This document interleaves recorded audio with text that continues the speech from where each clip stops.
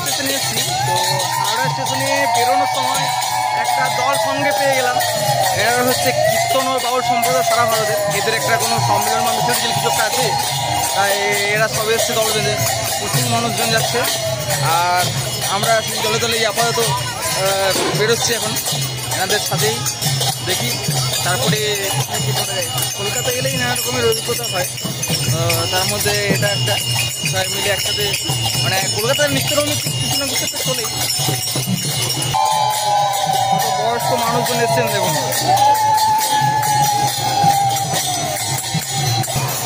আজকে রোদ গরমটা প্রচণ্ড, তবে মেঘটা নেই বলে ভ্যাবসা গরমটা খুব একটা নেই। নাহলে কলকাতায় যে হারে ভ্যাবসা গরম থাকে তাতে টেকা খুব মুশকিল হয়ে যায়।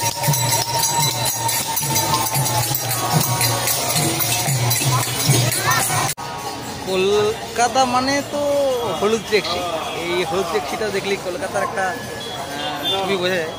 মানে বিভিন্ন সিনেমাটিকের মধ্যে যদি হলুদ ট্যাক্সি দেখানো হয় তাহলে বোঝা যায় যে আমরা কলকাতাতে আছি, মানে কলকাতাকে ডিনোট করার জন্য হলুদ ট্যাক্সিটাকে দেখানো হয়। আর হাওড়া ব্রিজ, মানে হাওড়া ব্রিজ, হলুদ ট্যাক্সি ইত্যাদি দেখানো মানে কলকাতার অংশটাকে বোঝানো হচ্ছে। তো আমরা এবারে ফেরিঘাটের টিকিট কাটবো, টিকিট কেটে কোন জায়গায় যাবো তো দেখা যাক। আমরা এবারে ফেরিঘাটের টিকিট কাটলাম, তো টিকিটটা পড়ছে 6 টাকা। 6 টাকায় নিয়ে যাবে আমাদের শিপিং। তো দুজনে যাবো, দুটো 12 টাকা।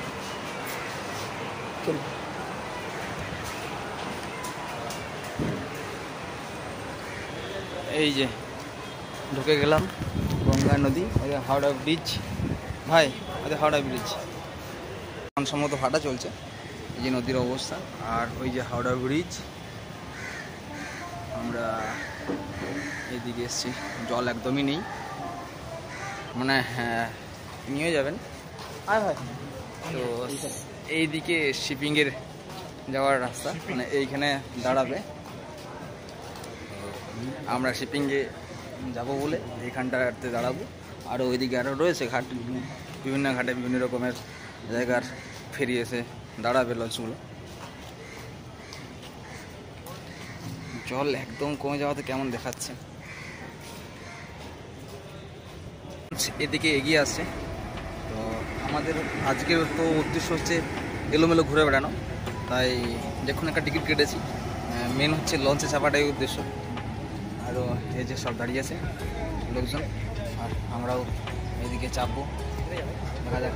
হ্যাঁ, হাওড়া টু শিপিংয়ে যে লেখা রয়েছে, আর আমাদের শিপিংয়ের টিকিট কাটা আছে।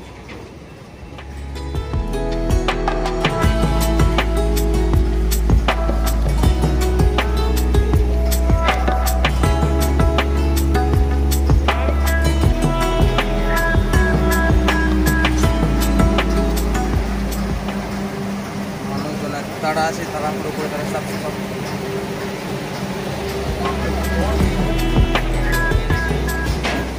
চলতে শুরু করেছে।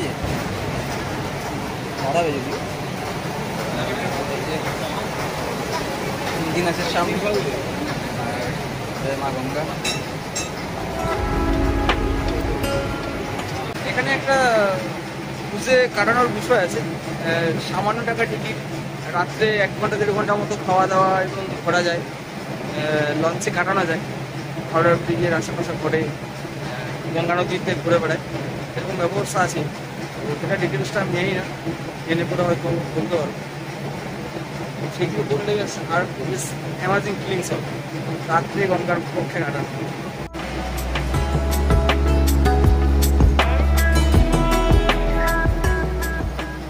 দেখতে দেখতে চলে এলাম, ওই 3-4 মিনিট লাগলো, আসি একদম। এদিকে পরপর অনেকগুলো ঘাট রয়েছে দূরে দূরে, আর আমরা এখানে নিয়ে যাচ্ছি, ওটা মিলেনিয়াম পার্ক দূরে, আর আমরা শিপিং এখানে নামবো। এখন যেহেতু অফিস টাইম নয়, তাই লঞ্চগুলো বেশ খালি খালি, আর অফিস টাইম হলে পরে এইগুলোতে প্রচুর ভিড় থাকে, মানুষ দাঁড়ানো মানে বসাতে দূরে করে দাঁড়াতে পারে না, এরকম একটা অবস্থা হয়।